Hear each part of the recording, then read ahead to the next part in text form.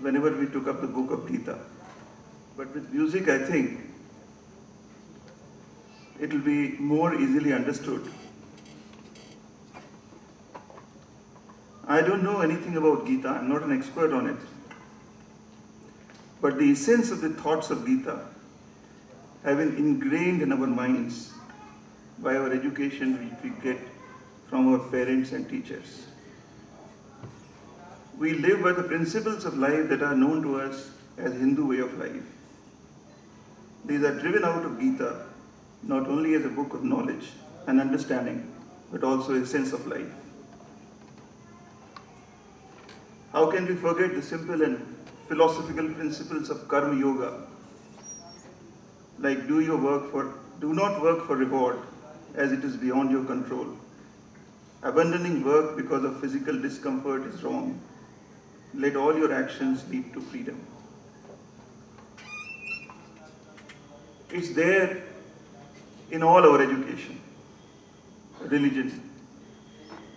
Whether it's a simple narration of Satnarayan ki Katha, with which we get bored sometimes, whether it is Hanuman Chalisa, which we read only during the examination time, or it is the interesting Panchatantra ki Katha, all reiterate the same principles.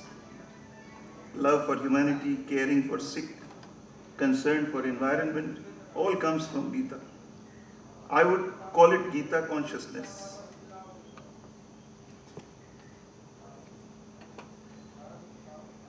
In judiciary, we are living in constant fear. Fear of falling and depleting values and of fading constitutionalism. We are amazed to see as to how the same constitution can deliver such weird results. We deliver justice according to our conscience. Do we have a common conscience? Who feeds values to our conscience? Does conscience changes from person to person?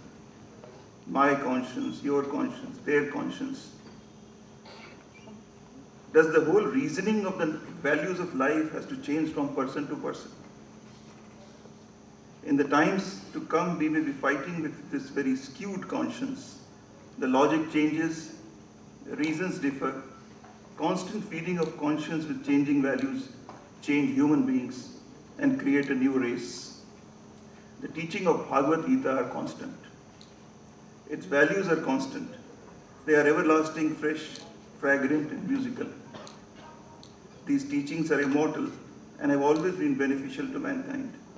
The theories of Karma Yoga do not need to change with time or place.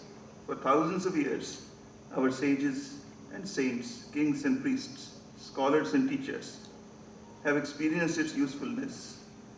We need today the Gita consciousness, rich in human values, love, brotherhood, fulfilling for self.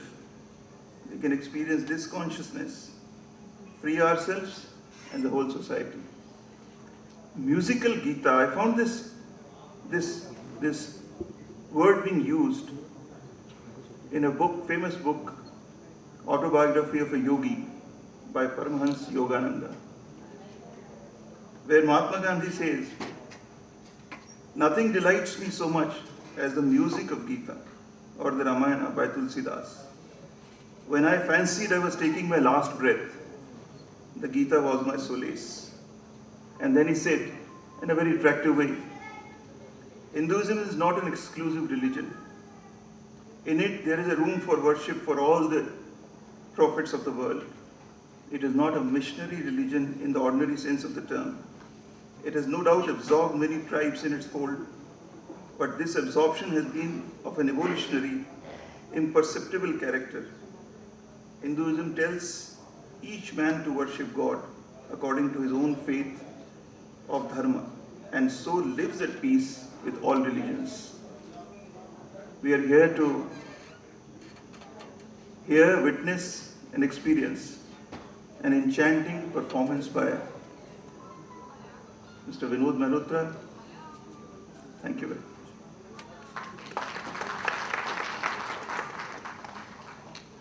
Thank you, Justice Ambani. I think the pace is already being set for an enchanting evening of musical Gita, as Justice Ambani just now said. But before that, I shall call upon Professor Rajan Harshe, Vice Chancellor of the University of Allahabad, the chief guest today. It's always been wonderful to hear Professor Harshe's speaking. I remember just a little while ago, a celebrity like Mr. Narayan Murthy had come down to Allahabad. And before Narayan Murthy could take up the stage, Professor Harshe was there to speak. And believe me, when the evening was over, people were left gasping for more. And everyone was saying, I wish the Vice Chancellor had spoken longer than the gentleman did. So, may I please call upon Professor Rajan Harshe of the University of Allahabad, Vice Chancellor, University of Allahabad, to kindly come up on the stage before we let the music roll.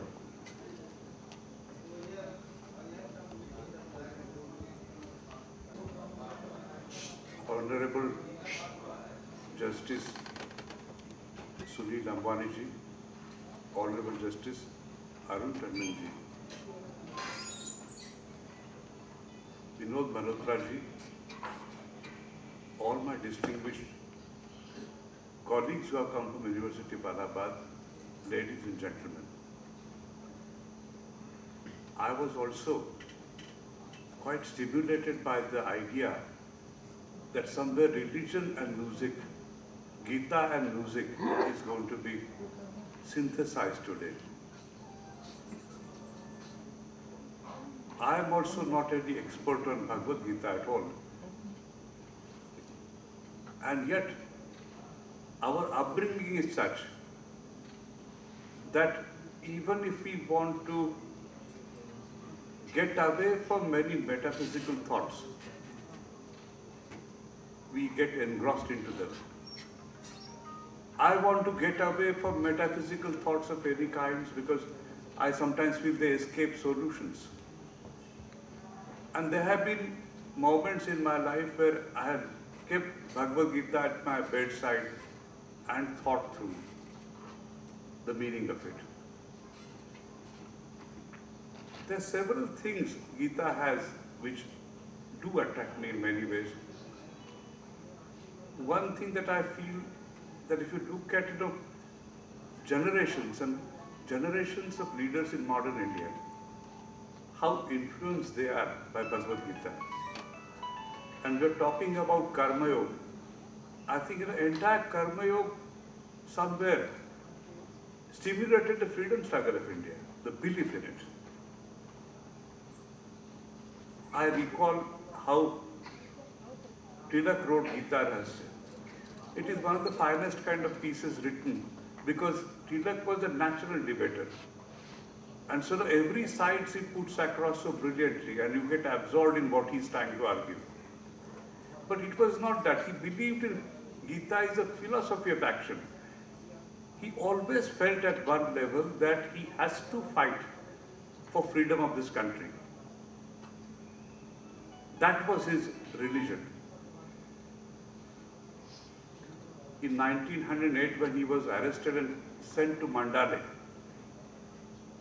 he stayed there for 6 years and he completed Gita Rahasya, the famous book. When he came back, for a few days people were thinking that now he seems to be tired, he will do nothing.